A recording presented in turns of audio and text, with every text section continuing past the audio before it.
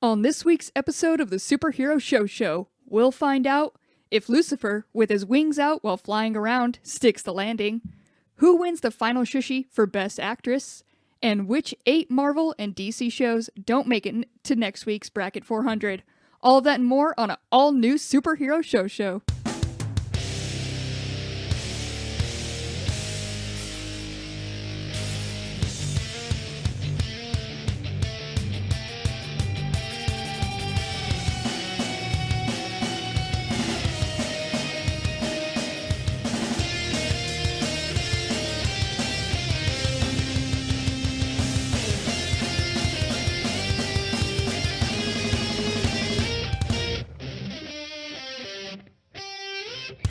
What's up, nerds? Welcome to the Superhero Show, the only show on the internet that reviews every single live-action television show based on a comic book or a comic book property. My name is Cassie, and I will be the host of this episode. That's right, my beautiful babies. I'm back. Mama's back in town. I'm here to host this. I'm here to lead this. I know last week was probably scary, and you were left in some not too capable hands, I guess you could say. But I'm here. I'm here to protect you. But speaking of babies, I have brought some in the studio with me. Here with me as always is Ryan. Hey audience, shout out if you heard any difference between last week's show and now. Oh, nothing. Silence. Dead silence. Well, I mean, they did hear something different, and that's my voice, which I think is a comfort to everybody. They couldn't tell. Are you saying me and Mike have the same voice? Yes. That's going to be so confusing to everyone. Yeah, that's crazy. I don't like that because Mike says some things that I don't want people being confused with me. So. No, I'm always like, what are you guys talking about? That's awful. And Cassie's just like, and then you stick your finger here and you twirl it around. You really hit twirl so hard. I'm really worried about. Twirl! Twirl! All right, so apparently there was no difference to you guys, but when you're in it and you're making the show, you can't really tell. So yeah. I believe I got a lot of emails to my personal email because I give that out to everybody, and they except for us, except for you guys. You guys will never have that. She refuses. It's too much power. If you guys could get a hold of me through text and email, dear God, I would lose it. But no, I know people are going to be happy to have me back. I just got to tell myself that. You'll be happy to know though that James from the Timeline Scavengers, who was here last week, he perfected your move that you taught him, which is to be the mama, to go in and hug both me and Mike at the same time, and then turn it into headlocks and then smash our heads together. That thing you do every week? Good. I'm so forcing proud. our heads to noogie each other. It can be hard to get on the first time, and you guys really try to fight it, so I'm glad that he was able to pull it off. Oh, no, this guy has CPR dolls you practice on, I guarantee you. He was too good. All right, and that other baby who took over last week is, of course, Mike. How's it going, Mike? Yeah, I'm the baby. Just a little baby here, and that's all we're going to get from him as the baby. He doesn't know nothing yet. He doesn't know math. He doesn't know nothing. You don't know nothing. You know, when somebody declares them to be something, it's almost a guarantee that they're not that, except for that. Except for I'm the baby. If anybody steps up and says that, it's a guarantee that they're the baby. I guess they're the fucking baby. And Mike, I know you've been wondering like why you haven't made any new friends recently, and it's because you keep introducing yourself as the baby. I legit have been wondering that. I'm Mike. You may know me as the baby. Just make sure that you are saying the and not duh. Yeah. Yeah. No. The baby is a horrific person. I do want to I'm happy to be here. Do you guys just want to talk about how happy you are that I'm here this week, or we got a couple minutes to kill? Oh no. Nothing? I mean, it's just such a jam. Obviously, we have thousands of things to say, but it's such a jam-packed show. Cool. You guys can go ahead and text me it later because I know you have a lot to say, but we do have a jam-packed. I'll email. Nope, you will. Oh, wait. will never email me. As you said, though, it is a jam-packed episode. We got the Bracket 400. We're getting down to the big boys with Marvel and DC. And the main event, we're talking about the Lucifer finale. But before that, let's go to that bracket. All right, guys, it is bracket time. This is the side of the bracket that I think everybody cares about, too. You know, the other ones I feel like are more special to us, but now we're to the big boys. It's Marvel and DC, and we're going to get, what are we working with, final 8 for these ones, for both of these? Yeah, so we have 8 Marvels left, 8 DCs left, and it's going to be 4 Marvels, 4 DCs by the end of today. Oh, my gosh. And I guarantee Mike will cry before the end of this. I probably will, and Cassie will not. I already am. Heart of stone. Don't want to do this. This is going to be definitely the hardest one. We just got to get right to it because this is a big one. All right, you guys, let's start with the Marvel side. We're going to put Daredevil, number 1 seeded Daredevil against 9 Luke Cage. Cage match. Daredevil. Daredevil, you're going to come out straight right away. This isn't hard at all. Yeah, Okay. not hard at all. Okay. But All right. remembering that we are on a podcast and people are listening, I think that it's not hard at all. It's just, Cage match. we've talked about our issues with both shows. They're both Marvel Netflix, but we knew that at least one Marvel Netflix show had to move on. Marvel doesn't have that much TV to offer over the last 5 years or 8 years or however long it's been since we started doing this. And for Daredevil to be the representative makes sense. It was the first. It's definitely the most liked. Yeah. It gave us the term like hallway fight scene. I guess not term, but like a thing to look out for in these. And it's like the staple of this is what you compare hallway fight scenes to. So, all right. I guess we're all in agreement. Daredevil will move on that one. Our next one, we got Loki versus Jessica Jones. All right. I don't feel like this one is a complete slammy D. It's hard. It's hard. This one is difficult. Where are you initially leaning, Mike? Well, what's hard is because Loki has the 1 season, right? If Jessica Jones had the 1 season, this would be season 1 versus season 1. even harder. And Jessica Jones, I think, would edge it out for me. But Jessica Jones also has that other season that kind of dangles out there. Mm-hmm. I don't think like a creature from the Black Lagoon's leg. Props to people who understand what that means. You true hardcore fan. I don't think that the second season is so bad that it necessarily ruins the first season or makes this a slam dunk for me at all. Does it, like Jessica Jones was doing more with its story, especially in the first season. Does that, like, should that make Loki? Than Loki, yeah. You think it's doing more with its story than Loki, which is playing with how the multiverse works. Well, Yeah, I get what she's saying, though, because it's more Loki. Personal? Yeah, it's more of like a character growth, and the story is more linear, and the show is more capable of telling its story than maybe Loki was. Oh, it's been a long... Ryan feels safe to start talking shit. He's putting on his gloves right now. You brought out like bully Mike. He's ready to punch you for that comment. Well, I'm taking my gloves off, so unfortunately we only own one pair of gloves. Yeah, please, my turn. But yeah, that's that's what I was thinking. Like dealing with more, I guess, real life issues than Loki was. Because I'm not gonna. I don't even have a jet ski. Like I will never have a jet ski. Yeah, Don't that's say fantastical. Thank you guys. That's what we're saving our Patreon money up for. So Cassie, please get Cassie a jet ski, guys. Sign up Please. over at patreon.com/yourpopfilter. Your money will be going to a good cause. Thank you. All right, let's just go ahead and bring this to a vote. Ryan, where are you going? I'm going JJ. I think that Jessica Jones was more successful at what it tried to do. All right, Mike. Yeah, I'm also going Jessica Jones. I You just don't like tricky, Ryan. you tricky guy. All right, Jessica Jones is moving on.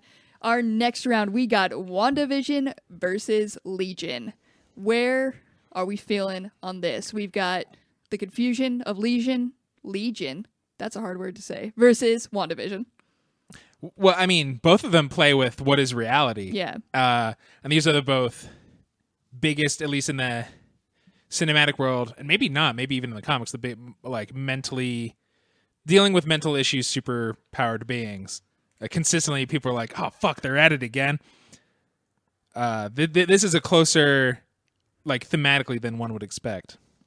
Thematically, but for me, it's almost a slammy D, just because Legion was so confusing and didn't seem to it seemed to throw stuff out there for no reason. Did WandaVision have Hulk hands? It did not have Hulk hands. But that So also therefore, means, it is a bad show. that also means it didn't have any unexplained Hulk hands. Yeah, that's what, Yes. there had to be, if there was a reason for the Hulk hands, then it would be getting props for Does- the Hulk hands. Everything need to be explained.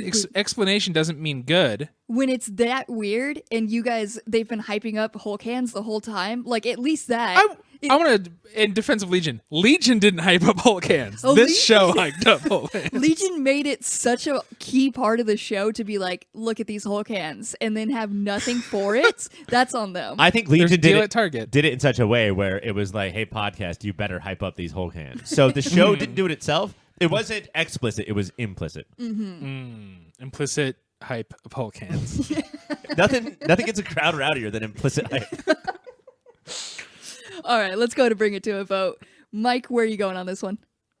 I don't think anything our show, the Superhero Show has ever watched, has touched the artistry of Legion. My vote's Legion. Oh, dang. Look at this. Every time. And I love WandaVision. Every time he talks about something like that, when he says it doesn't touch the artistry of Legion, I just want to punch him in the face. I'm sorry, I am the way I am. I don't know how to express my enthusiasm for something without making people want to hit me. Dad. You know what's worse than sounding media illiterate? Sounding media literate, you fucking dork. It was like ready to write a love poem to Legion, and I guess it's beautiful. Sorry, Mike. It's beautiful and touching. Your vote is valid. That's one for Legion. Ryan, where are you going? Yeah, I just think that, I'm contradicting myself and picking different reasons for choosing what I'm choosing all over the place, but that's sort of how brackets work. As much as I don't think Jessica Jones' second season dragged down the rest of it, which is the first season, I do think that Legion did sort of wear me down. By the end, it was just really hard. Like, there were so many places to keep it set that I found myself not caring. You know, and WandaVision is probably all we're going to get of this story, and that's awesome. And so I'm going WandaVision. That means it's down to a tiebreaker, which means it comes down to me. Mike, as it's coming down to the media literate, where do you think I'm going to go? You're fucking obviously... And again, I'm not talking shit on WandaVision. No, just you're just talking shit on me and Cassie. Marvel's. Yes, you guys are chuds. And the chuds are moving WandaVision on. That's right. All right, our final round for this one, we got The Punisher versus S.H.I.E.L.D. So... Hey. Love what's his face. He did such a good job as Punisher. Frank Castle as Punisher. Frank Castle as the Punisher. So good. You could argue, Mike, that this is in line with WandaVision and Legion. You know, but you were saying that those two shows had in common. Punisher did as well. It's just a little more grounded because nobody flew, but it was still the same post-traumatic. What are the mental ramifications of being in this line of work, and then losing someone in this line of work? Punisher did all that too. Maybe a little too grounded, though. Maybe too grounded and maybe not enough Deke. Maybe if Deke was in fucking Punisher, then this would be a different conversation. Can you even imagine if he was his little buddy? I don't even, this is the most Slammy D thing, I feel like, for you guys specifically. I think anywhere else this would maybe go differently, but... no, come on. Punisher had great moments, but also stupid stuff. But doesn't S.H.I.E.L.D. have some stupid stuff? It went for so long. Yeah, S.H.I.E.L.D. starts rocky. Yeah. But then it just keeps going up those stairs and gets amazing. Okay. And then it gives us Deke. And then it all leads to Deke, the shiny beacon that is Deke. But it's not just Deke. It's the moon episode where it's just Gemma lost on the moon alone. Like, S.H.I.E.L.D., because they had to fill a horrifying 22 episodes a year, that meant they had room to practice and could be like, this episode's kind of unconnected. We're doing our own thing here. And if you go back and watch that moon episode, which is great, but there is no Deke, so my recommendation is to buy the Superhero Show brand body pillow in the shape of Deke and hold it while you watch it. Honestly, we should come out with a line of just Deke products and see how it does. There's also no Bebo licensed products, so oh dang, we have to start making those as well. We got to get on the Deke and Bebo. Geeks and Bebo buds.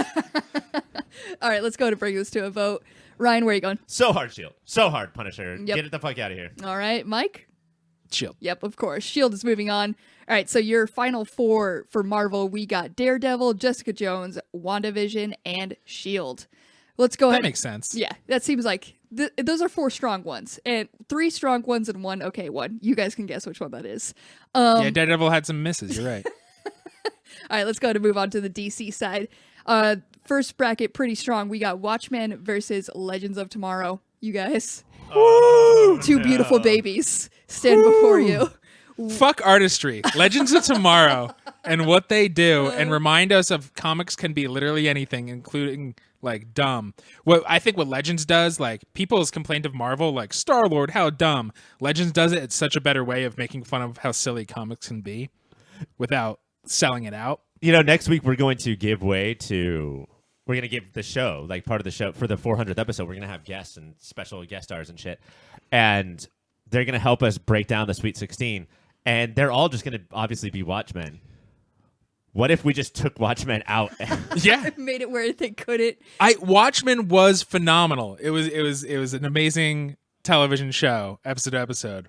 fuck it. It's against Legends. That is our shit. So this is the debate we always have is if we have to be like, do we take ourselves out of this and our biases and move on what is the bigger piece of culture or what we're more specific? And Mike, for once, you are completely fine with moving on what is just more our shit. Yes. All right. Fair enough. Even though Watchmen did probably teach people about some of our fucked up past and, you know. That was huge and important, but I don't even know if comic book shows get votes for just teaching people about history they should know anyway. Wait, who votes for the Shushies, by the way? Mostly. I mean, I know that there's like a voting body of hundreds of people, but who has the most weighted votes? Us? Yeah, it's the three of us. And It's the three of us. Watchmen, the year it came out, it won all of the Shushies. I think everything. Every single one. So it would, like, to say that Watchmen isn't our shit would. Oh, yeah, we can be smart too. Watchmen is very our shit, but Legends is the FUBU of comics. I don't know what's going to happen here, Cassie. Mike seems crazy. Like, he's got that look in his eyes. Yeah, it's unsettling. He has he's biting down on a knife for some reason. It's kind of intimidating, but let's go ahead and move it on to a vote. Mike, where are you going? I think we all know. DC's Legends of Tomorrow. That's right. Ryan, where are you going? This is crazy. I love Legends more than anybody. It's got to be Watchmen. Oh, shit. I did not think you guys would move this one She on. did not want to have to break this tie. I did not want to get rid of one of these beautiful babies before Cassie, me. I would say do the right thing, but I don't even know what that is. I know there isn't one. Part of me, the fact that you said we could take out Watchmen and keep it from just destroying everything is kind of my main motivator here. And the fact that there is Bebo. It's the wrong move. I'm going to move on Legends. Oh my god, dude. Dumb. Love it. All right, that is going to really anger people during our 400 bracket episodes, but it'll be fun. Our next matchup, we got Sweet Tooth versus Stargirl. Both of these were, I feel like, surprising on how much we liked both of them. Yeah. They're newer babies. Newer babies. Stargirl, we got just the second episode, and it's still going as strong as the first, and Sweet Tooth was just a solid one season. Mm-hmm. And it's the 4th seed, and I don't think that surprised. Sweet Tooth is the 4th seed. Mm-hmm. And like, if you look out there, if you talk to people, like, this was a heavily watched show. I don't even think people watched it because it was based on a comic book, which is weird because I don't know why you would watch anything otherwise.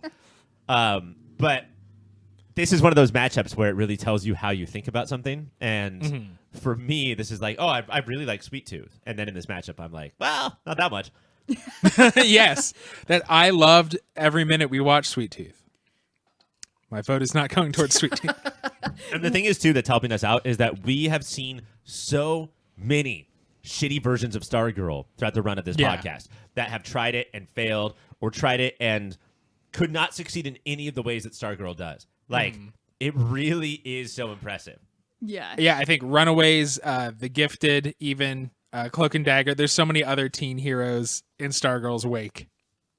Yeah, in this one, there's only one Wilson. I think we kicked out the other Wilson brother, so it's only right that one moves on. Let's go to move it on to a vote. Ryan, where are you going? Stargirl. Hell yeah. Mike? Yeah, the Wilson clause dictates one moves on, so One it must has to be move on. Stargirl. All right, Stargirl's moving on. What are you asking Wilson Claus for Christmas this year? A pony. Volleyball? 2 different levels. All right, our next matchup, we got Batwoman versus Doom Patrol. This Batwoman, do we weigh in the previous bad one, or can we just make it the new Batwoman? It's taking all of it into consideration. We are recording this in the week that there is a weird, very public, everybody screaming, "You're a liar, no, you're a liar, no, they're all liars" at each other online. I think Batwoman might have moved this far because of me. I'm a big Batwoman 2.0 fan, but it's against Doom Patrol, guys. Doom Patrol, which is weird, and you guys very much loved it, especially the first It makes season. Cassie uncomfortable. It's a two for win for you guys. Well, I think the last time, or in season 2, the time Cassie watched it, we were like, no, Cassie, just come back for this episode. And it happened to be a ghost orgy. Yeah. The sex ghost. The sex ghost, which are continuing to always be a thing. They still roam around. You can't get rid of a sex ghost, Cassie. They at least keep their continuity, so Doom Patrol's got that. Speaking of sex ghosts, is now a good time to talk about how I watched Casper this week, or should I save that for a different time? I think you can just sprinkle that throughout the episode. Just Go ahead. what a dog shit, trash, rapey, awful, poorly made, exploitative movie. Are there sex ghosts? Yeah, you in our private text feed, you said it was problematic and refused to. So yeah, how is it problematic? I would love to know. Oh, this ghost bitch drags Casper? Casper, yes. Well, there's the uncles. What if that was just my nickname for Cassie? This Go. ghost bitch hasn't even watched Casper. It's like middle school. Drags Christina Ricci around the house, even though she's screaming no. Will throw her out windows, watches her sleep, kisses her when she's sleeping, leans into her and says, "I'm going to keep you," while she's sleeping. It is sick. Romantic. And I wonder why we are the way we are. I always loved Bill Pullman in that because that's the kind of kid I was. Who also becomes a ghost. They talk about like how serious death is and how it's permanent. Oh, except for this red magic potion that will turn Bill Pullman from a dead ghost back into a live human. Didn't work in real life. Not a good movie. So Casper for sure isn't moving on. I don't think we for sure brought it to a vote, but let's go ahead. Mike, where are you going? Yeah, not Casper. Not Casper. Doom versus Patrol. Doom Patrol. It took me a second to thank you. Which one it was? Yeah, I love Batwoman. I think people should be watching the second season. You don't have to watch the first season, but Doom Patrol. All right. And Ryan, I'm assuming? Yeah, it's definitely Doom Patrol. All right. Doom Patrol's moving on. Our final matchup of the DC side. Two beautiful babies for you guys specifically. We got Arrow versus Gotham. I think, is this just a slammy D, even though Gotham... For me, it is. Gotham is so important to us. I'm just going to give a eulogy so right why now. are you talking about Gotham? Gotham is so important to us. Like Agents of S.H.I.E.L.D. had those ups and downs. Those, started off rocky and then got better. But because it got worse, it's a weird algorithm. Everybody just watched what Jada Pinkett was doing. And the more they got closer to Fish Mooney, the better the show was. Mike, when was the last time you talked about Fish Mooney? It's been years. I can't believe I had that name in the back of my head. And I think that if the bracket shook out differently, we could see both of these shows making it to the Sweet 16 because they're so important. They're so old, basically, and that means they're important to us. But yeah, I think that the way not just the way that Mike and I talk about Arrow, but the way Cassie talks about the way Mike and I talk about Arrow. Like, apparently, Mike, every time that we say it, our eyes just roll back in our head, and then like the light from heaven shines behind us. Yeah. While little cartoon hearts burst around our heads. Yeah, I actually didn't think love was real until I saw you guys talk about Arrow. So it changed everything. Salmon ladder, baby. Salmon How can you ladder. vote against that? All right. I'm going to make it an official vote, even though we all know what's going on. Mike, what's your vote? Arrow. Ryan? I do want to say before I vote that next week, all the guest stars and stuff, Stephen Amell, you just got back to me too late, and I'm sorry. Our docket was full. But for episode 500, Steve Amell, you are in. Oh, 500. Yeah, yes. we will save room for you, but it's Arrow. In this round, we did get the salmon ladder. Did we lock in salmon ladder for next week's episode? Can we yeah, reveal no. that? That's the visual component. All our guests have to do the salmon ladder while we judge them. All right.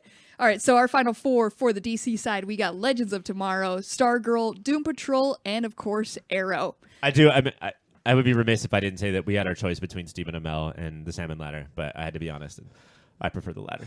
God damn it. I almost didn't say that. It would have been such a shame. I don't want to live in a world where you didn't say that, Ryan. I'm glad we can end this bracket on a high note like that. Let's go ahead and move on to the main event. On the series finale of Lucifer, we see that Rory was right all along. No matter what strategies the gang tried, Lucifer was going to always end up on 10th and Swanson, and always say goodbye. It's not because he's a deadbeat dad, however, but instead because he's to become therapist to the stars of hell. But before that, Lucifer and Chloe are able to save Rory from Vincent LeMec, which gives way to short little endings for each of the main characters living happily ever after. Taste buds, I ask you this. Was the ending of Lucifer too clean, or did everyone get what they deserved?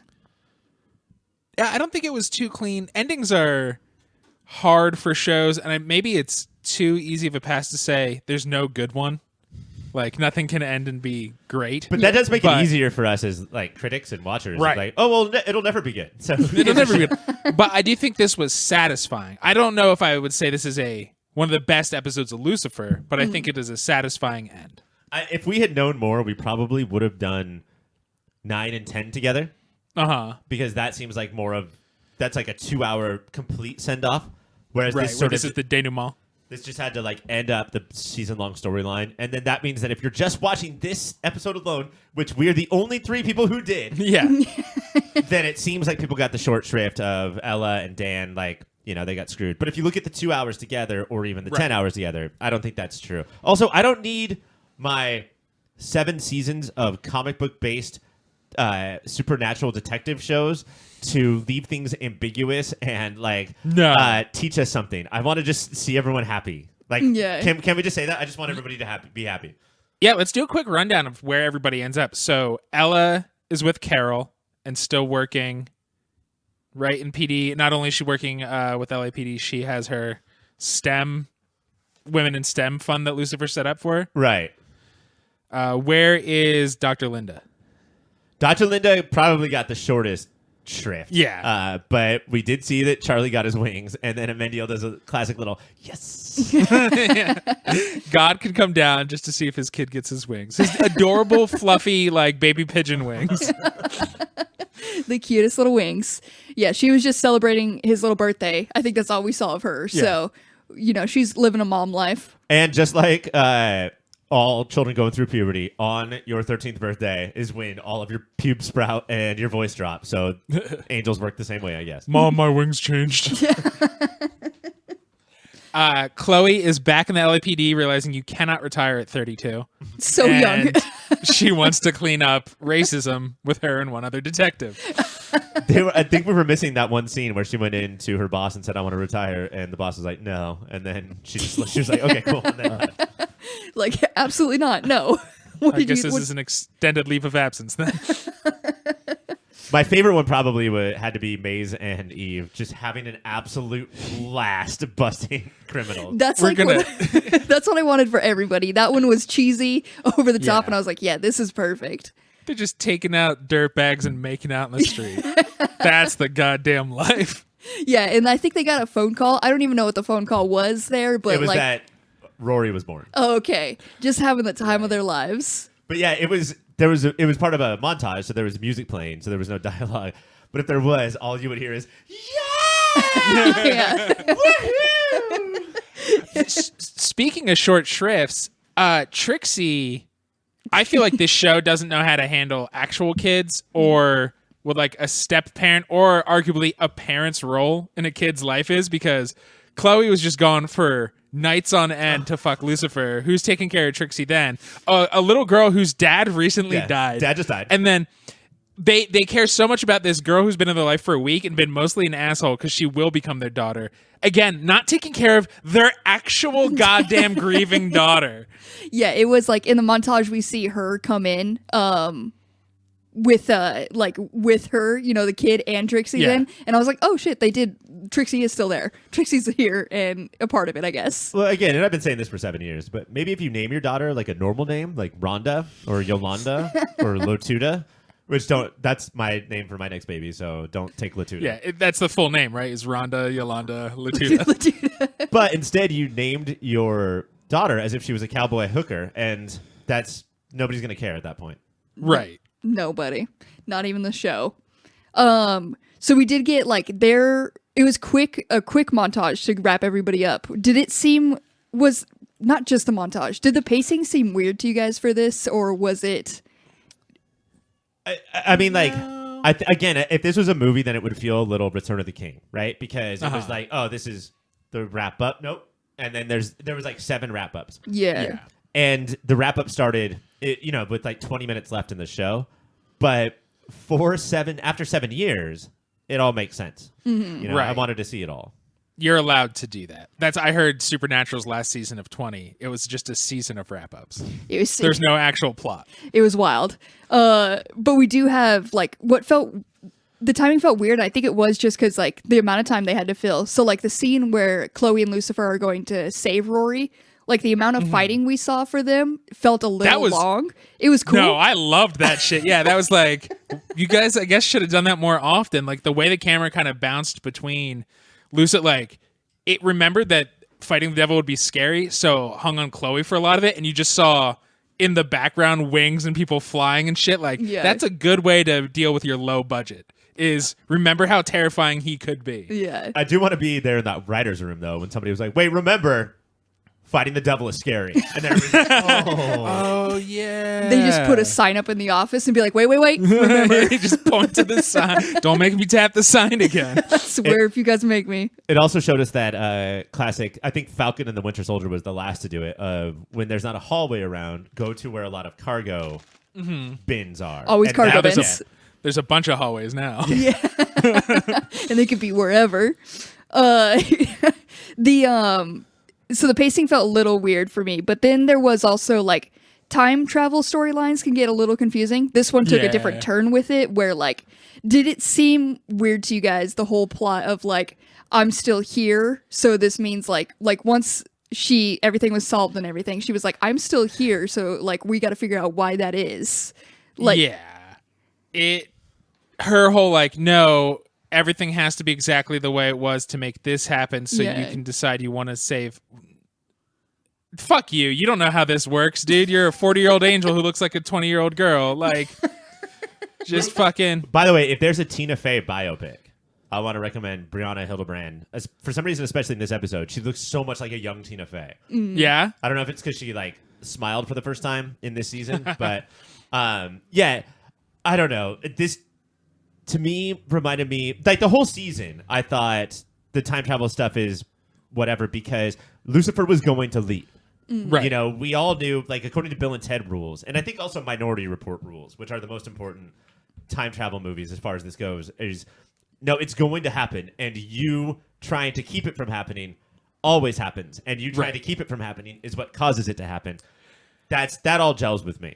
But the fact that Rory was like, but I'm still here, that's a lot for you to know about time travel sci-fi to make that statement. Well, I think what's annoying is seeing that God, Amenadiel, a Menagod, can leave heaven whenever he wants to just hang out with folks on Earth. But Lucifer can't because he has too much hell therapy to give. Like, that's a good point. Like, he literally, like, he just had to stay in the office for so long. Like, it doesn't fully make sense. But again, 7 years, I'll give him a pass. Therapists have like 2-hour lunches every day. Like, you can stop by Earth whenever you want. He would have gone to Earth, but the place across the street from his office down in hell has the best Caesar salad. He's not going to skip a day of that. Caesar also probably in hell. Oh, Of course, for sure. But what about Rory's, like right when Rory is disappearing, post-snap, when she says, no, I get it now. I know why you have to leave, and I'm cool with that. Did they make that work? Because that like her childhood, although Lucifer's going to miss it, is in a celestial life kind of just a blip. Right. Yeah. So, yeah, maybe she shouldn't have been such a shit this whole time. That one didn't work. Like, the goodbye itself didn't really work. What got me was her goodbye to, like, dying Chloe. When she came back in the real time, that's when, like, it made it up for me. Because she was like, you let me be such a shithead. And that's just being an adult. Come back to your parents as a kid. Like, you let me be such a shithead. Why was that? But then also way to deflate the stakes because old man Chloe is like, I'm going to miss you. And Rory's like, I'm an angel, so you won't. I'm going to see you in like 5 minutes, bro. Yeah, this is nothing. So why is she crying then? Because they won't be able to go to brunch in their same spot? The Chloe one was where I think it was when both Rory and Lucifer were like tears held back from their eyes and he was like, you called me dad. And her like, I thought I said like their like last little goodbye before her actual goodbye, like towards the end of the fight after they saved Rory, I thought was really, it got dusty, guys. It got dusty. Can we talk about real quick how this is maybe this entire series, maybe just this season, maybe just this episode, but was all just a ploy or like an argument for prison reform? And about how the thing that Lucifer had to learn was not that if you do one thing wrong one time, that it's important for you to be punished forever. But instead, like, maybe you just need a little bit of help and then you can remove your guilt, you can become a better citizen, and then go back into whatever world you're living in. Yeah. That's I didn't put that together for that, so thank you for that, because that was literally me just sitting there just like so touched by the fact that they pulled off the storyline of the devil's redemption to be the one who saves people, and I was just like, yeah, go Lucifer. But I mean, that's the Million Man March right? Is that how could you make a show about Lucifer? It's impossible to redeem him, and it wasn't. I watched every episode. Yeah. Million moms, and I think it's impossible to fucking redeem those million moms. Why don't you look in the mirror, you stupid jerks? Fucking got them. They're all listening, I know. But the worst part, like the thing that Mike and I have been trying to do for so long is just make them come at us by attacking them every week, and they just won't. Like, we're you right know what? here. We're gonna hashtag this episode. Yeah. They're all searching the hashtag for sure. All right, you guys. If you're fine with it, if we can get to the time, I think the time we all need to talk about, and that's the fact that Black Parade played. Oh man, my wife laughed from the other room. It's what I loved is the first chord of the piano, and I was just like, I know this song. It's the one song where you can, off of one chord, everybody was like, fuck. Like if you would have synced that up with the world, it would have been the loudest scream from everybody. And I mean, like, what a cool soundtrack for Hell, but the fact that they only can afford that one song, all of Hell's budget. And that's the one song they play over and over and over again. Yeah.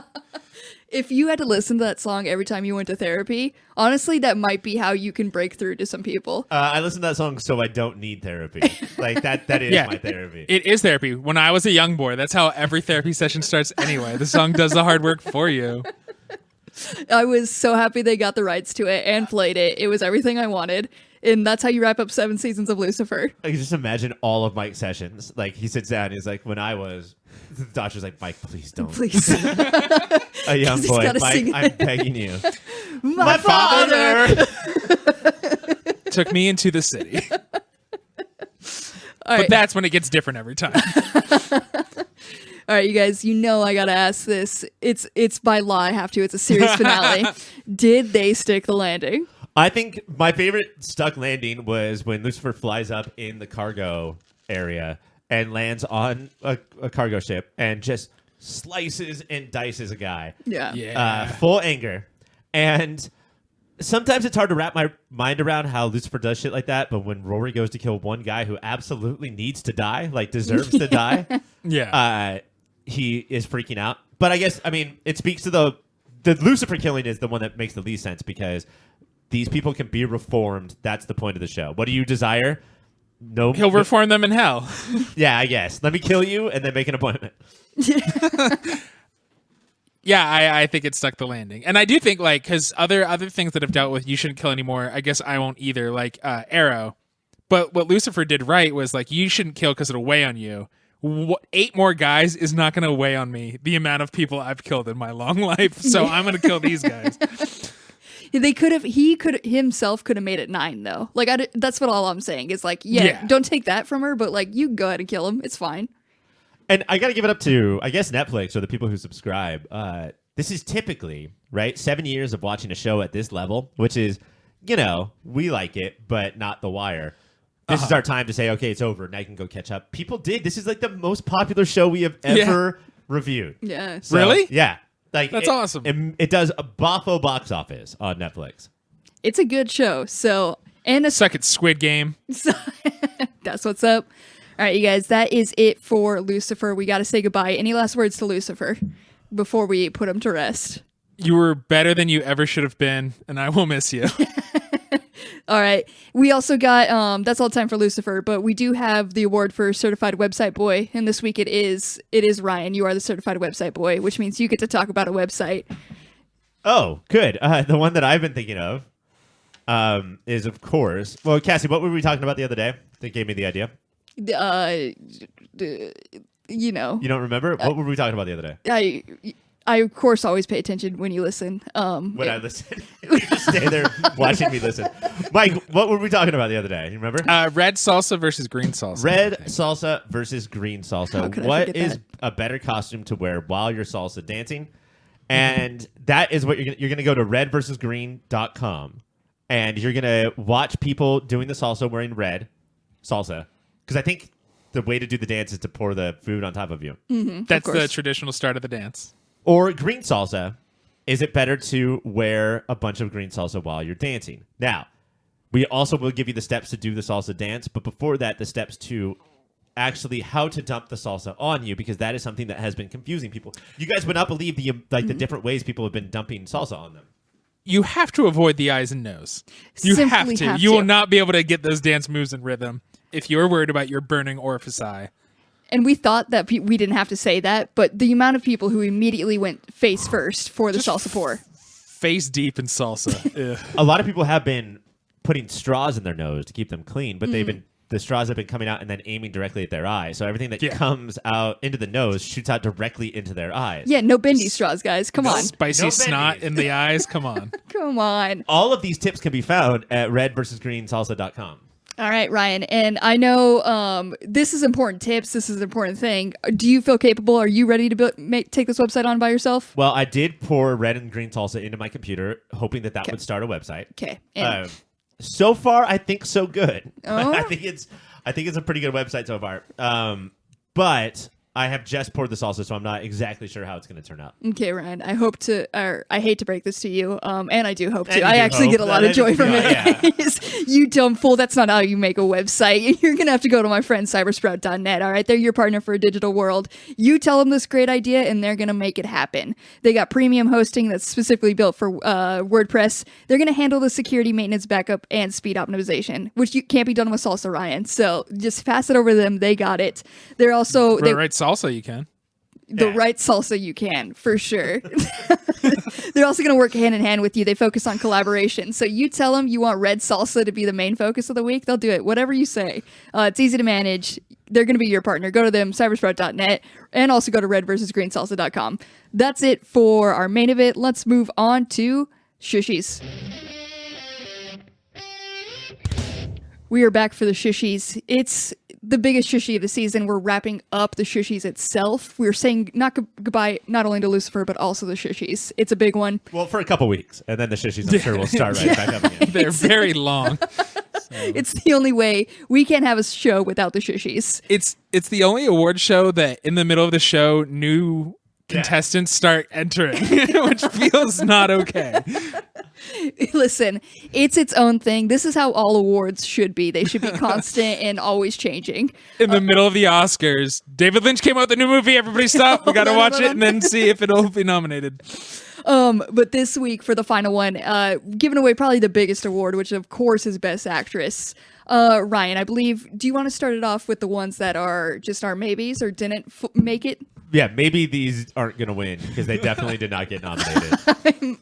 The first one is Sarah Tomko from Resident Alien, who I was really bummed Astra? by. Astra. What? Wasn't that her name? Astra? Oh, I sorry. think so. I thought you said be quiet. So then I did for a second, but apparently not. That's never worked, ever. Every time you tell him to be quiet, he screams more, and you just have to say a person's name, and he'll be quiet. That's crazy. I'd never seen this actress before. I thought did an incredible job. Was kind of the arc because the lead, who I believe did win Best Actor, It would be. Alan Tudyk, It's got to be, yeah. wasn't really arcable, and so Right. Sarah Tomko had to do a ton of the heavy lifting, and I thought did Well, we're amazing. sexist, Ryan, so she's not even nominated. Not even nominated. The other one, Mike, this is going to blow you away. It's Katie Lotz. I think it's come to light in this specific episode. There's people who are clearly anti-Legends of Tomorrow, and that's why Katie Lotz is not nominated. I think it's hard too when you're barely the lead. Like it's very clearly an ensemble. Ensemble, yeah. That's where, and out of the ensemble, I don't know if she's the strongest. You have a lot to compete against. Uh-oh. I'm gonna. It was her season, you monster. She had was to with go fight. aliens. She had to go fight Bishop, and she was alone the whole time and held it together. She did the biggest emotional moment she's had since Arrow. Since Arrow. Fuck you guys. Yeah, since Arrow did not help you argue. Yeah, she had a big moment. You know what? She was dealing with come back from the dead and being a killer in Arrow. Fuck you guys. I think we've learned that Cassie loves Katie Little, whereas me and Mike love Katie Lotz. Your first nominee is Breck Bassinger from Stargirl. You know how much we love this show. And I feel like she's really come into her acting. I was surprised with her the first season. I think she's finally getting it more too. Like she's handling these big dramatic moments of, her friends getting murdered, her friends blaming her for ruining their lives and stuff. Like she's doing well with it.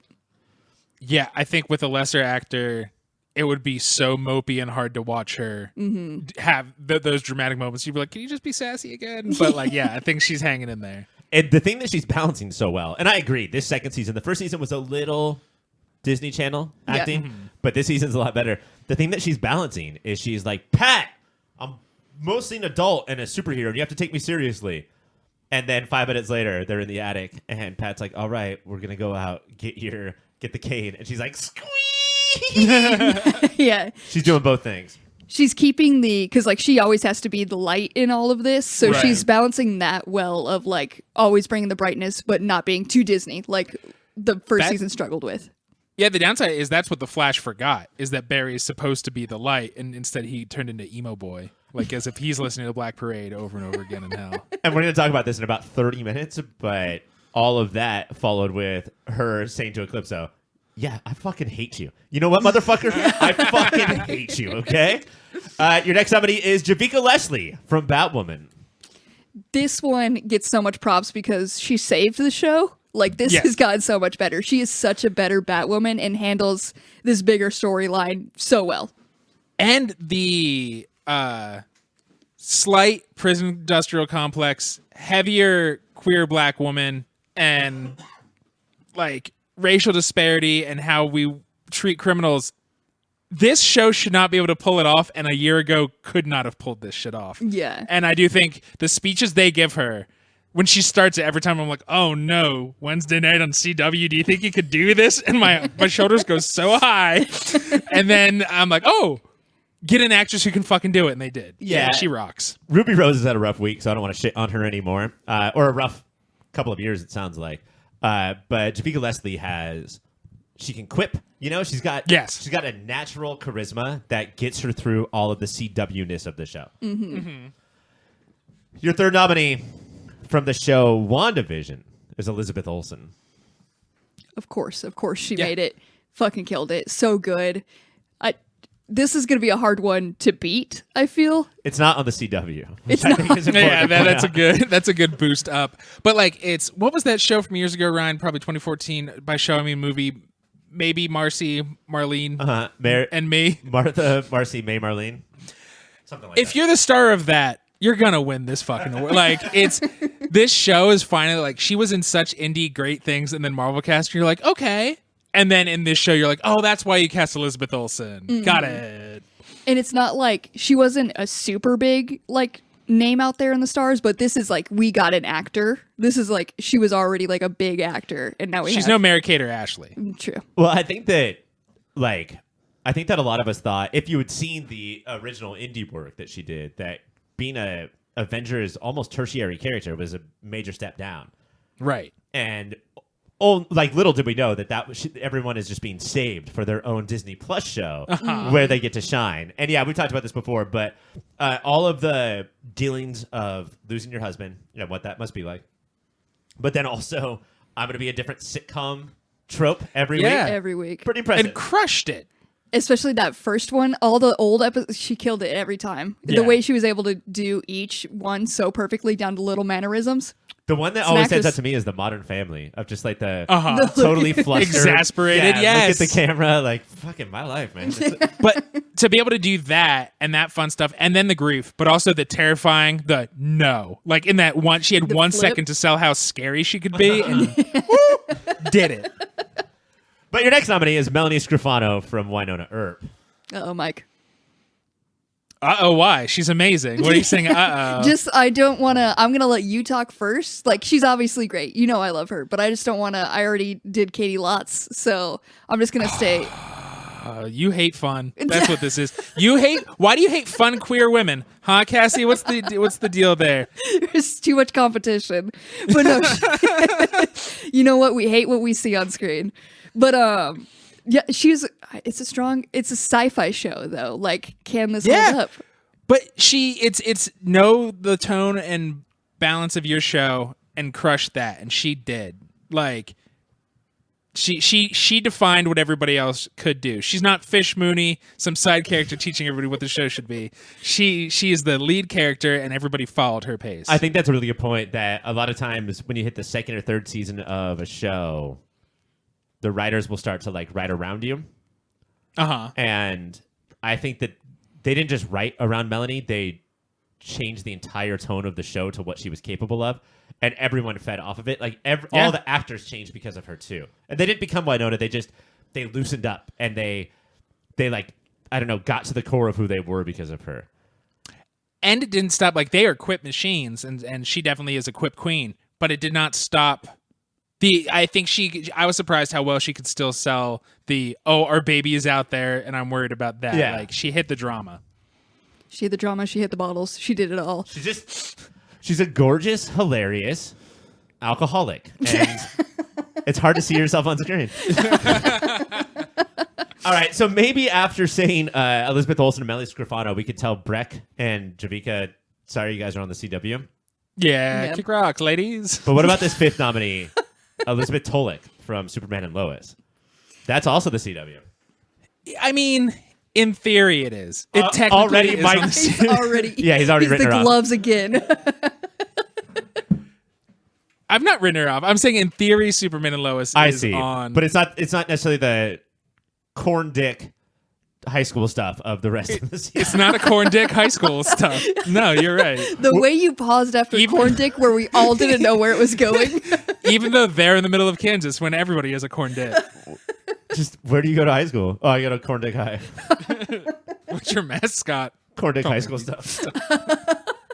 Anyway, I have declared her to be the best crier on TV, except for John, who plays Lex Luthor on Supergirl.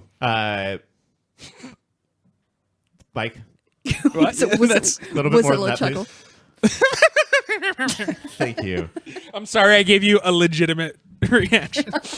And she's not a kid. She's not trying to be a kid. And yeah, it's important. She handles she's a great actor, but she handles the real lifeness of just being a mom in this absurd situation so well. Yeah. And she's Lois Lane, who's a badass, but still just a mom who loves her wine. And you know what? I respect it. Hey, y'all. And yeah, like when she screams at Jonathan, like, or hugs it, like she sells it so well in a way, like, nobody's going to watch this. And so often viewers watch Wives and Mothers and hate them. Mm-hmm. And she balances it in a way she can yell at your main characters and have people not hate her. Yeah. Oh, yeah. That's important. Like, if on paper, it's like, this is a recipe for audience disaster, just because people hate women. But to watch her be like, Superman, you get back here, you fucking bitch. Like, that's... And people are like, yeah, fuck you, Superman. It is the way she handles just human flaws and portrays that is really... It's fantastic. And it does a better job of, like, it's not Stedman. Stedman is married to, or is going out with Oprah, and it's probably just always her bitch, But Lois Lane, that's not how Lois Lane rolls. Lois Lane really does see herself not equal in every way, but equal in totality to Superman. And that is hard to do, and it's awesome. And a good way to be married. But she's still on the CW, so... Are those all of our nominations? That's it. Oh, man. All right. So that means it's Breck Bassinger, Stargirl, Javika Leslie, Batwoman, Elizabeth Tolik, Superman and Lois. And then your non-CWs are Elizabeth Olsen, WandaVision, and Melanie Griffano, Wynonna Earp. I mean, it's hard for me to not pull for Melanie. Yeah. The show ended. Heath Ledger Award. Let's see if that happens. Let me get the envelope here. Make sure it's picking up a mic here. This envelope. Yeah, people need to hear that. This is so important. All right, our winner is, for Best Actress, we got Elizabeth Olsen from WandaVision. I'm sorry, you guys. It wasn't your girl, but I feel like this one makes sense. I'm so sorry. But no, it's always good to say that you're rooting for somebody who doesn't win. That way, it sounds like you're disappointed by who did win. Yeah, but as Elizabeth is walking to the stage, you're like, bummer, right? Bummer. Sorry, guys. But I do want to point out, but like 2.5 minutes ago, where we said all that cool shit about Elizabeth Olsen. She's amazing. She's amazing. All right, that is it for Best Actress. Ryan, as I said, it's it for Shushies too. So can we get a Shushie by the numbers, please? Yeah. So usually, I think we had 34 shows in the last calendar year. Christ. 15 shows got a nomination, which is pretty widespread for us. Usually we focus on 2 or 3 shows and nominate the shit out of them. But 15 shows got a nomination, and out of 9 awards, 8 shows won. Okay. Only 1 show won multiple awards. That's pretty surprising. I know. No, out of 10 awards, 8 shows won. So 1 show got 3. Let's start with so a ton of shows got 1 or 2 nominations.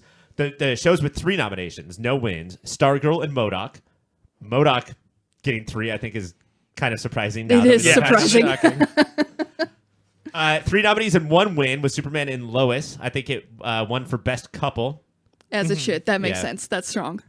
4 nominees and 1 win for Loki, Okay. which I think was Best Sidekick, right? Because we got to get the Wilson brothers gotta involved get at all it. points. The Boyz got nominated 4 times and won. You guys are welcome. I'm pretty surprised, actually. And Resident Alien was nominated 4 times and won 1 for Best Actor. And then our 2 heavy hitters, which we just talked about in the Best Actress bracket. Yeah. I don't know if I think I would have picked WandaVision to be sort of the Watchmen of this year. Yeah. Yes. I would have thought so. And so it had 7 nominations and 3 wins. Okay. I'm Healthy. assuming all actors. Funniest character, supporting actress. Yep. And then, but Wynonna Earp only had 1 win, but 8 nominations. Oh, damn. So it was all over the place. And I think a lot of that, too, is because we focus a lot on acting and love. And I think it was nominated for 2 or 3 awards for Best Couple. And Wynonna Earp definitely does the couples right. It's a good show for acting and love.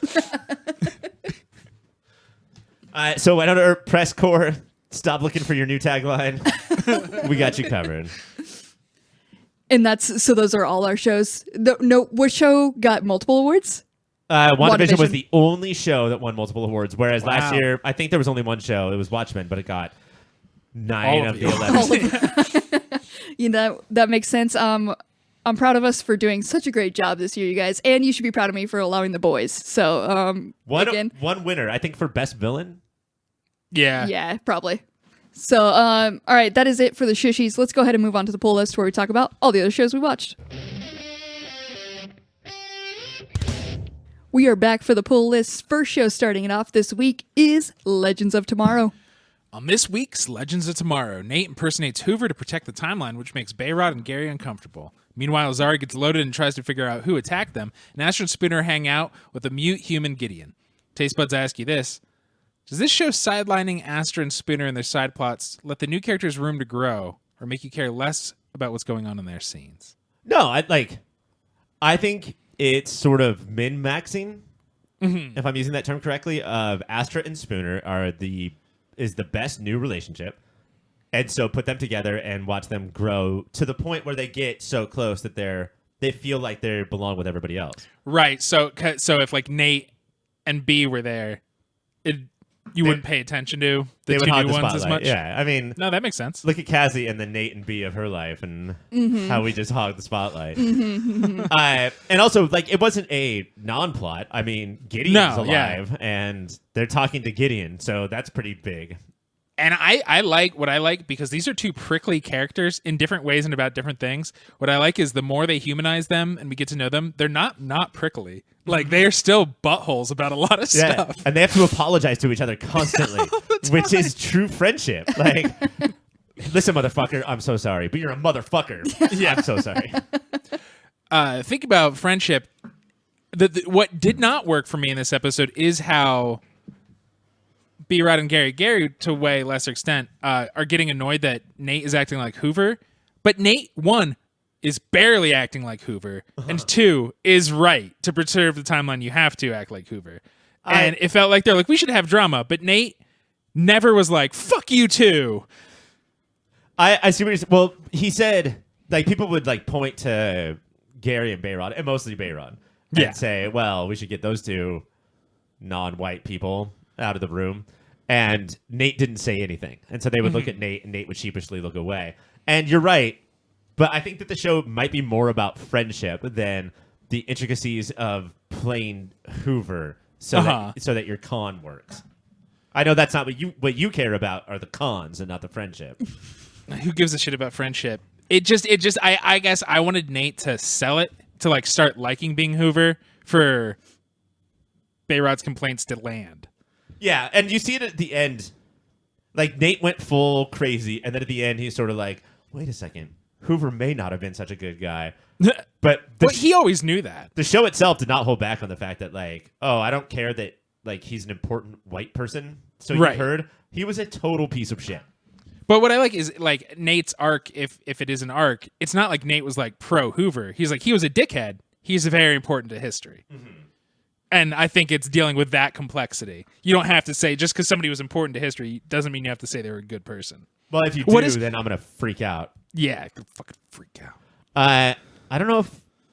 It was sort of nice to me. I don't know if you got this, but that they stayed in the same place for 2 episodes. Maybe I'm getting older, and I just need things to slow down. But I'm tired of a different setting every week. But the fact that we stayed in the same time zone, if that's what you call it, for 2 episodes in a row was kind of nice and relaxing.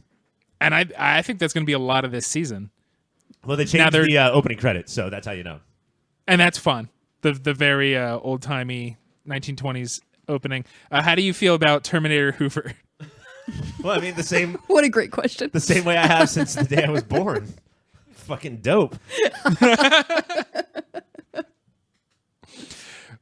We get more... it is... I kind of forgot that it is Sarah and Ava's honeymoon. Yeah.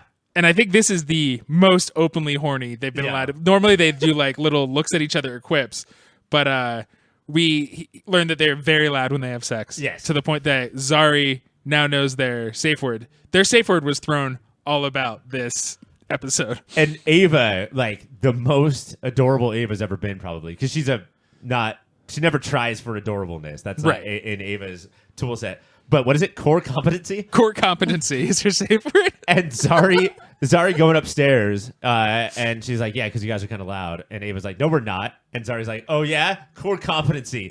And then Ava borderline looks in the camera and legit like gets flushed and blushy and like, covers her face from us. Like, she's embarrassed for us to see that. That sounds like it should be the moment of the week, but let's go ahead and move on to those. Mike, what's yours? Mine is tied to what we were talking about earlier. Sarah says it. She's like, great men usually aren't good guys. And I think Supergirl would do a whole episode about that. And it would how many monologues Kara would deliver to the camera in the world of the show and in the real world. And Legends, as goofy as it is, can very naturally tell that story and have Sarah say that and have it be in character and us move on. Well, one of the major differences between the lead of Legends and the lead of Supergirl is that we have to, every single time there's an episode, we have to watch Kara learn something. Uh-huh. Whereas with Katie Lotz, she has already known it forever. She was almost born with the knowledge and then acts accordingly, you know? So it's not this, she's not great with, she sometimes makes some time mistakes, as I guess we all do, but she doesn't have to like learn about how humanity works in front of our eyes. And that makes her way cooler. Mine does have to do with Sarah and Ava, but it's just anytime that the Bullet Blondes are out in public, the whole public knows about them. I don't know how they became a viral sensation almost immediately, but anytime they're in public, they're like somebody will recognize them and everybody starts cheering and they milk the shit out of every second. As you should. Legends of Tomorrow is Tuesdays on the CW. Our next show is Supergirl. On this week's episode of Supergirl, Nixley goes after the Dream Totem. Meanwhile, Supergirl worries she's being pulled in too many different directions. Taste buds, I ask you this. What would it take to draw and quarter Kara? Draw and quarter? Yeah. I guess planet-sized horses. Cassie, do you know about this torturous fun game? I don't know this one. Where you tie a limb to 4 horses. So an arm and arm, a leg and a leg to 4 horses, and then you smack all 4 horses in the ass and they run different directions. And that is how it's a way of killing somebody. Oh, this sounds fun. Yeah. That's so cool. But how would you do that with Supergirl? So tie to 4 planets and then smack the planet-sized horses. Yeah. Or Lobo motorcycles. I like that. We're not going to ever learn how to say this bad guy's name. Every week we're like, Nixley? Who's to say? We'll never know. Supergirl's Tuesdays on the CW. Our next show is Doom Patrol. On this week's episode of Doom Patrol, Rita and her new gang are trying to figure out whether or not they can get Miss Rouge on their side. When a fog takes over, and by the way, let me tell you guys, this fog was not CGI. Nothing CGI about it. It was straight up very clearly a fog machine from a haunted house that they put in the back of every scene. Yeah. It looks so good. When a fog takes over the Doom Patrol in our time, they're forced to do a synchronized dance, which opens up a portal to Rita's time. Sure. This brings birds with human faces as bodies crash into members of the team and they disappear. Taste Buds, I ask you this. How is the show handling a shift of focus to Ms. Rouge being the main character? Mike? Right. Yeah. How is the show handling the shift of focus of Miss Rouge being the main character? Kind of really good because, one, she's an actress that we all like. Remember Michelle Gomez from Sabrina? Uh-huh. And it made me realize that as entertaining as all the characters are, and as great performances as all the Doom Patrol is, there's nobody leading forward momentum with that group. You know, now that Timothy Dalton is gone, and they did make the right decision of not making it Cyborg. Cyborg is so much closer to a DPer than a JLer on this show that he's not going to lead narrative momentum. And so they brought this actress in, and it's going well. It's like she's atoning for her sins of the past, but also kind of being a shitty leader in the present. And it's very surprising that they would just add a new character, have her take over the team, and have it work out as well as it is. Did not work in Family Matters when Urkel took over the team. No. Or Family Guy when Urkel took over the team. It just can't be Urkel. It wouldn't have worked here maybe either. choose somebody different than Urkel. Maybe. No, I think Doom Patrol could bring Urkel, have him lead the team, and have it be fine. They are forced through hypnotherapy, or as they call it, the fog, to all do a synchronized dance. And there's no music, by the way. So they're all just throwing their limbs synchronized. And it's hard. Like, that idea has been completely taken over by Beetlejuice. Like, there's no way to do that. Very common trope without thinking of the Beetlejuice dinner scene. Well, it's amazing. Maybe a different show could someday own Deo, but I don't know. But once these birds, which are, again, human faces Terrifying. as bird bodies with The worst. wings, once they fly into you, you disappear to another plane. And that happened to all of our DPers. So I think next week is sort of a reset where the team will be back together again. Hopefully. Nice. That's what you've been wanting. Yeah. So we'll see. Ryan, do you got a moment of the week? My moment of the week is, in the past, Rita has a boyfriend. And they decide to dress up as each other, including like weird paper mache masks of each other. Weird. And it's so hard to watch people wear these sort of masks that they have. You guys are going to know exactly what they look like as soon as I say this. It's so weird to watch somebody in a mask like this and have them not stand there in the middle of the room, like hunched over and just say, "Oh, we're in too much shit." It's too much shit. I think I want to die. Be here anymore. You want to die? Because I it's think I want to die. Yeah, it's because of the prank. I think I want to die. The scene was completely ruined thanks to that motherfucker wearing too much shit. I now gotta watch just that. Doom Patrol's Thursdays on HBO Max. Our next show is Titans. In an episode titled Purple Rain, Gotham once again is at the mercy of Crane's terror, and it's all hands on deck for the Titans as they infiltrate Wayne Manor and harness an ancient power that transcends life and death. Taste Buds, I ask you this. What DC character would you have Prince play on Titans if he was still alive? If Prince was still alive, oh my god, can he just be Prince? I don't think Prince can No, be... he has to be a DC character. Oh my gosh. Batman? He's got to be a lead guy.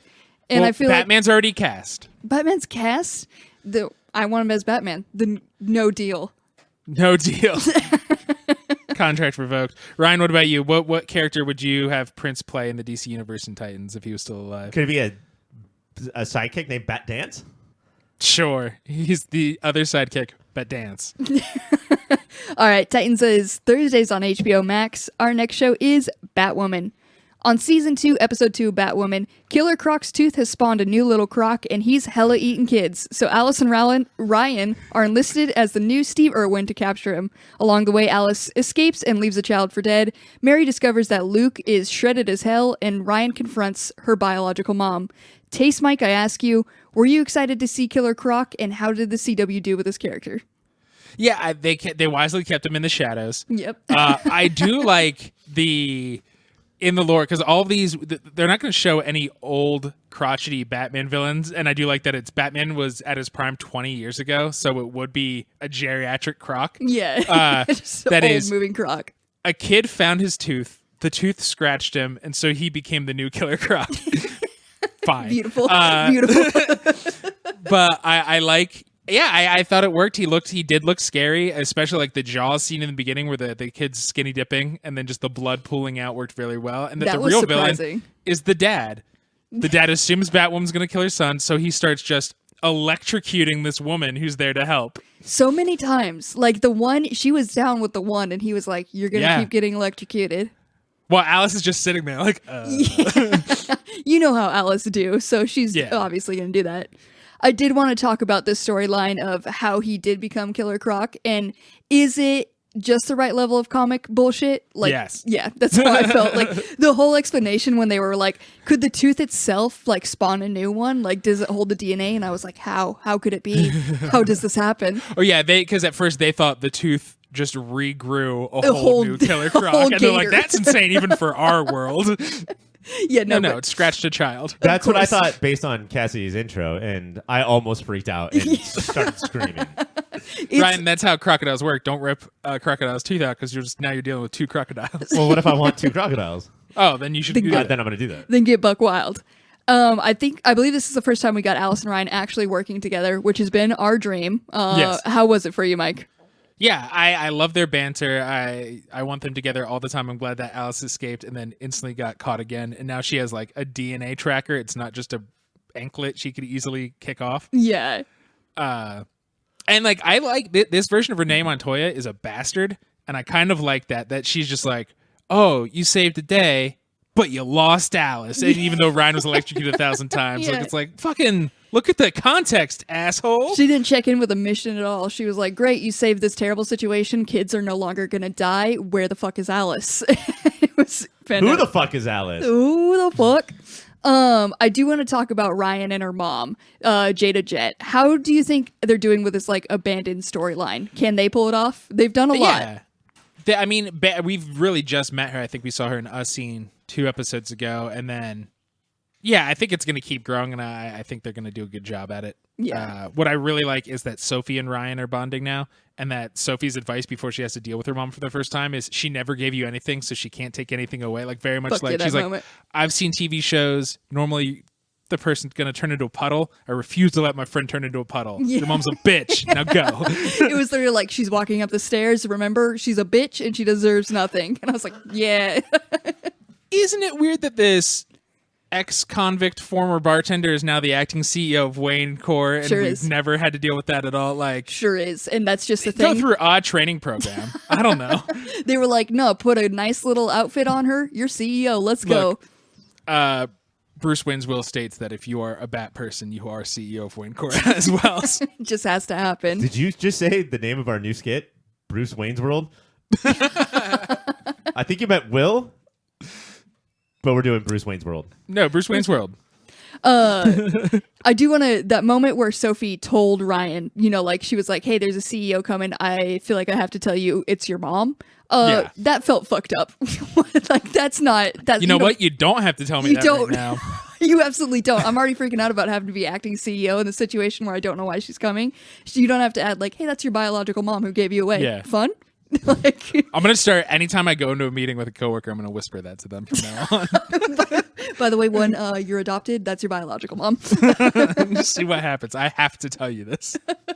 I also want to check in with, how are you feeling about Hot Boy Luke and this possibility of Mary and Luke being into each other? I'm horny for it the way they are, man. Like, it makes sense. She's only seen Luke in like a 3-piece suit. And so when he's ripped, like her reaction is perfect, and it is like, obviously all these people are built, but if you haven't seen it, you haven't seen it. And just her getting all flustered and then just being like, wait, we're both really hot, and I've never thought about that before.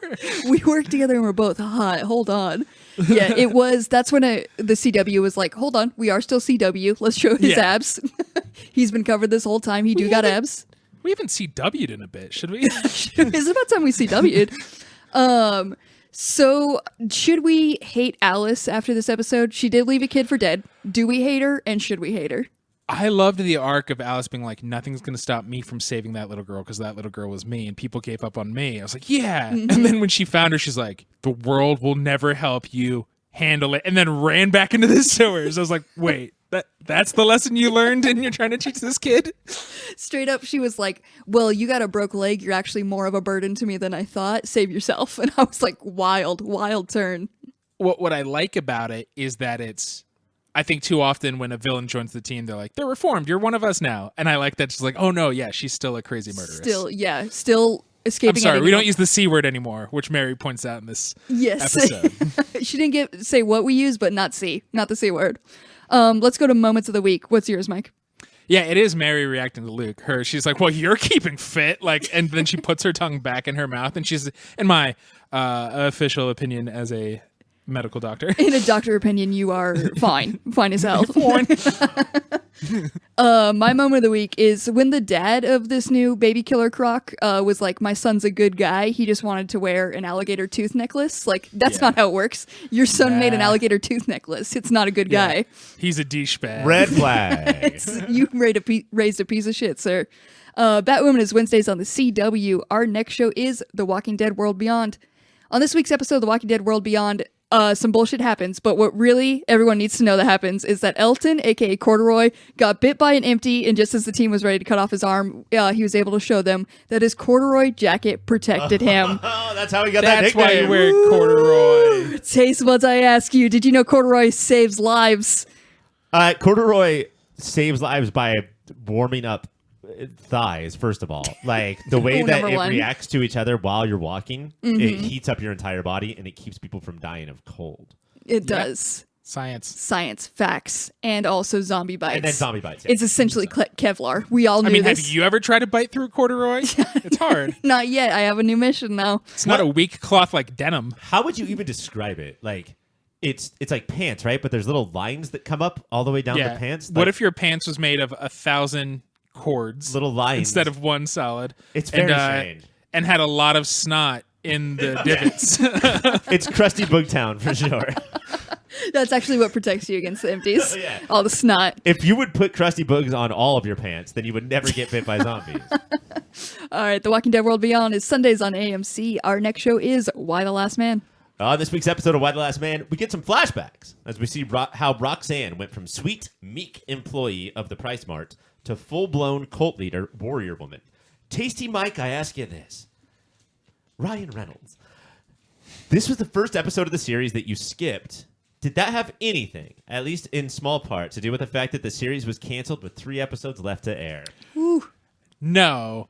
I'm often annoyed, and I can see how my actions won't line up with my words. I'm often annoyed that people are like, oh, there's only one season, why should I watch it? I don't know, because it's a great one season. Like, something has to last forever for you to deign to want to watch it. I know, but for me, so much of what has kept me going through the season is it's not the camera work, it's not the incredible writing, it's not the artistry of the season. It's just, I want to see what happens next. Right. And for that to be taken away from a show like this, I think is pretty devastating. Could hurt it. And I wonder, like, people watch things wrong now. Like, anywhere on the internet, I watch them like, standing on my head. That's pretty wrong. Like, people only care about plot. And you'll see people like, well, what did they're like, what does this character even do with the plot? And it's like, they're a foil. So nothing for the plot, but for like our main character to learn how to arc. That's important. So I get what you're saying, but it's also like, will there ever be a backswing, a backlash? Like, will people start caring about other things other than plot and what's going to happen next? Are you asking me that? I guess. Yes, they will. If you have an answer. Yeah. If you had to skip one, this was the one to skip. I sort of respected the show for never doing the Lostian sort of storytelling of we're gonna half the episode is gonna be the present post-apocalyptic, we're on an island, and then the other half is gonna be what was the character doing before they got to the island. And that's what this was. And it was kind of a bummer because we were doing fine figuring out all that shit on our own. Yeah, that's it's one, like, yeah, they set a line that your whole episode had to handle. Right. You covered it. And 2, it's like, I don't know if I give a shit. Yeah, the world is so different before every man dies. So who cares what they were like before then, right? This one was particularly raunchy. Roxanne is in the present day, in the post-apocalypse, she is a cop who was taking over a Price Mart. In the before times, she was just an assistant manager of the Price Mart who got busted for stealing Law and Order DVDs, which means she took those stolen law. And first of all, stealing is wrong. That is against the law and against order. She took those Law and Order DVDs home, watched them, and learned how to be a cop and a cult leader in this future. Dun. Show, do better, please. All right, Ryan, do you got a moment of the week? That's it. She like, Nice. the boss says, and I saw you steal Law and Order DVDs, and she was like in the bargain bin. And what a fucking knock to Law and Order! Like, just in the entire seasons in the bargain bin, you can get a whole season of Law and Order for $5. Wild. Insane. Why the Last Man is Mondays on Hulu. Our last show of the week is Stargirl. On this week's episode of Stargirl, Courtney is trapped in the Shadowland, which is where Eclipso was born. As you could guess, it's super fucked Twilight Zone-esque trip where we get to live through all the previously deceased teens' traumas. Thanks to Shade, Courtney, Dr. Midnighter, and Cindy are able to escape, but not before Courtney has to have a real fucked up conversation with Eclipso. Taste what they ask you. Why does this little child always go to the staircase in Pat's house to say the most messed up things? He's always like, he feels tall. he's always like, I'm gonna wait, hold on, and then climbs a couple stairs. Like, I'm gonna kill you. So he can see eye to eye with who he's talking to. Like, that's when I knew. As soon as we were in the Shadowland and it transferred to her house, I was like, this child's gonna appear on the stairs and say the most. Say some shit. It's gonna be some real dark things coming out of this child's mouth. He's heard about the people under the stairs. He wants to be the people above the stairs. That's where the power where to is. be. Yeah, that's where you want to be.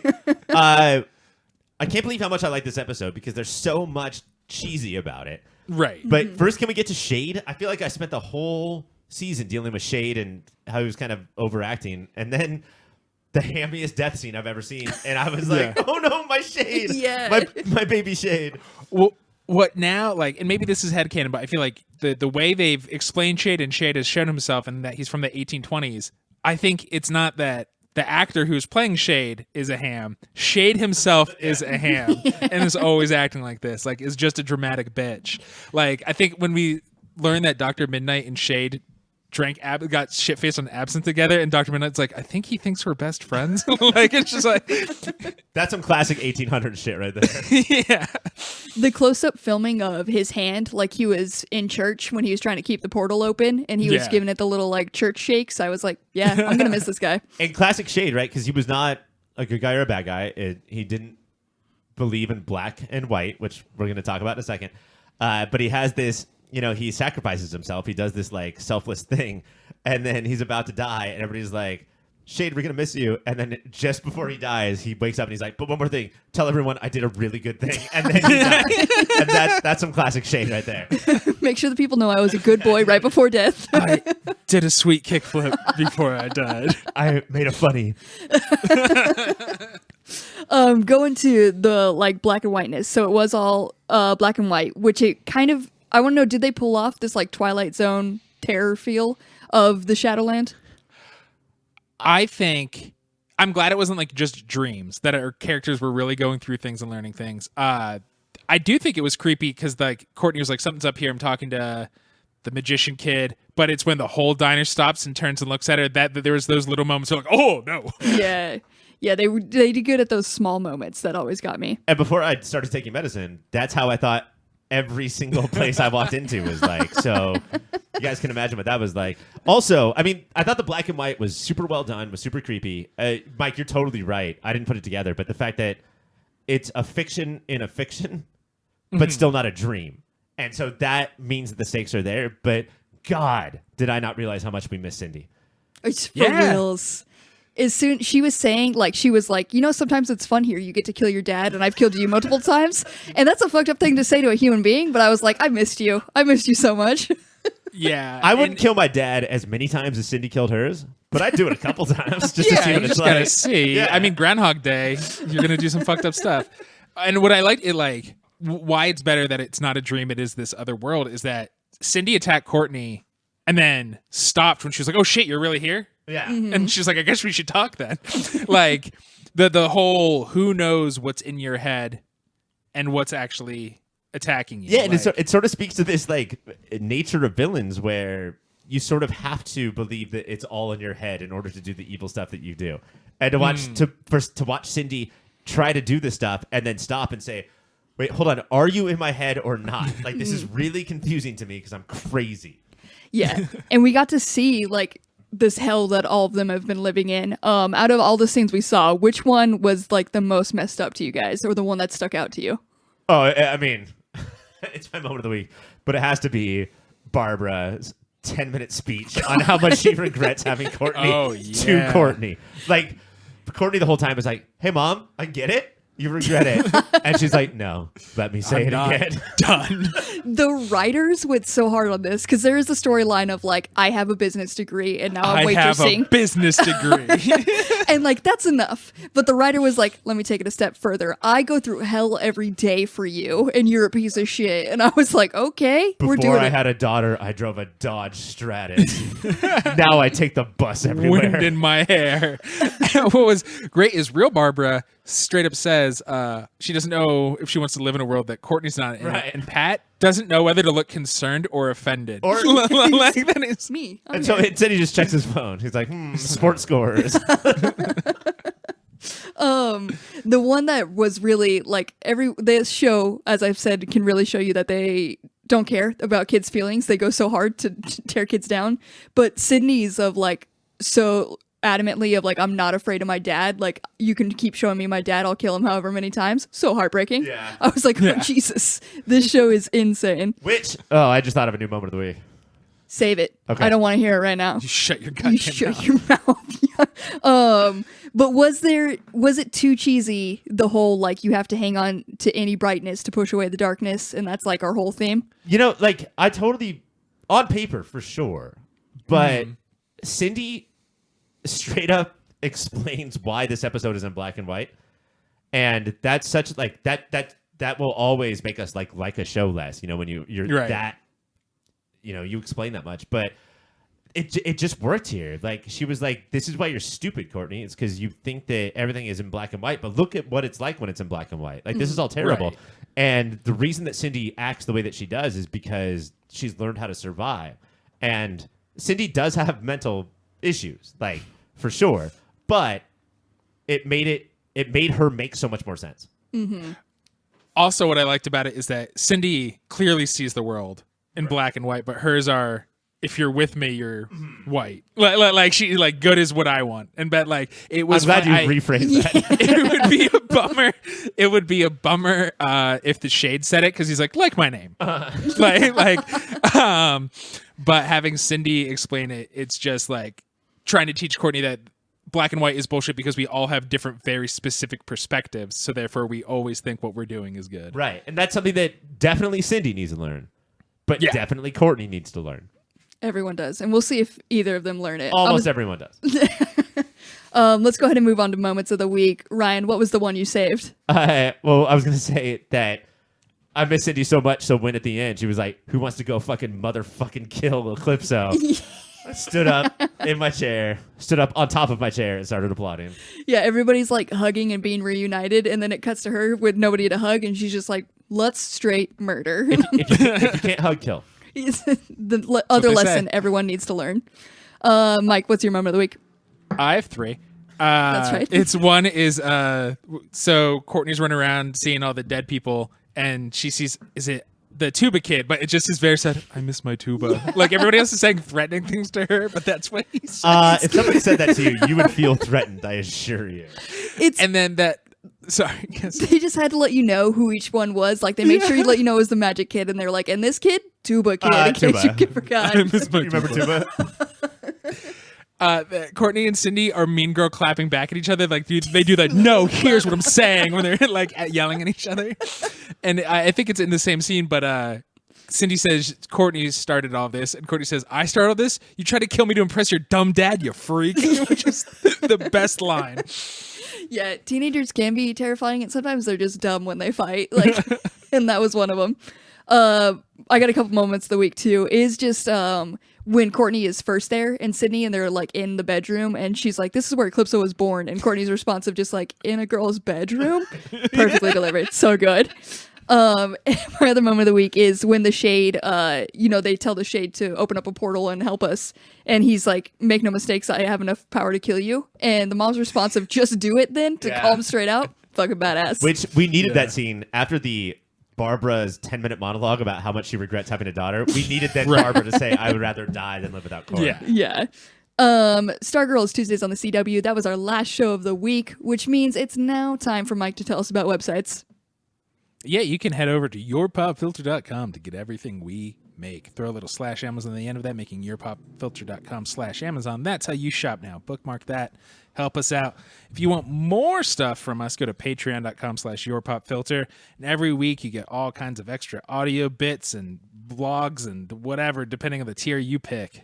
That's right. You pick it, you get the content. Ryan, can you tell us about the other shows? The other shows that we have, of course, this is the Superhero Show. Mike and I are also on a show called A Movie of the Year, where we are going through every single movie of any given year. And, well, not every one. That would be insane. Crazy. Come on. 1908? Yeah. But a lot of movies from a lot of years and determining which is the best one. Cassie is on the Unnatural 20s. Mike has Doing Bits.